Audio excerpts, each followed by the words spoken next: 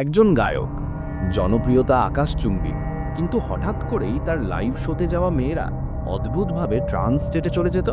চোখ স্থির, শরীর কাঁপে গা, যেন কেউ চালাচ্ছে। ঘটনাগুলো ঘটে 2016 থেকে 2019 সালের মধ্যে।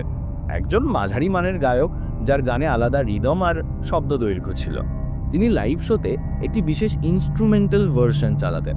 অভিযোগ অনুযায়ী কিছু মেয়েকে শো শেষ হওয়ার পর হিপনোটাইজড অবস্থায় পাওয়া যেত।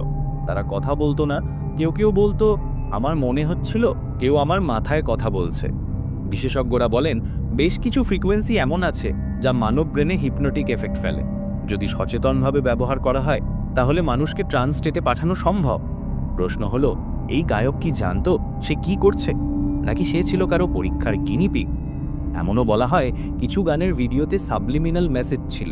কিছু ক্লিপে হঠাৎ চোখের প্রতীক, রক্তমাখা হাতে ঘড়ি এবং কালো পর্দা দেখে অনেকেই বলে ইলিমিনেটি ইনফ্লুয়েন্সড কন্টেন্ট।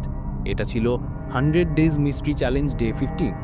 কাল আসছে এমন এক রহস্যে যেখানে একজন সরকারি চাকুরিজীবী রাতারাতি হয়ে গেলেন হারিয়ে যাওয়া মানুষ, কিন্তু 2 বছর পর তাকে দেখা যায় সিঙ্গাপুরের এক রেস্টুরেন্টে। সাবস্ক্রাইব করো, কারণ কিছু গান শুধু গান না, মাথার ভিতরে ঢুকে যায় চুপি চুপি।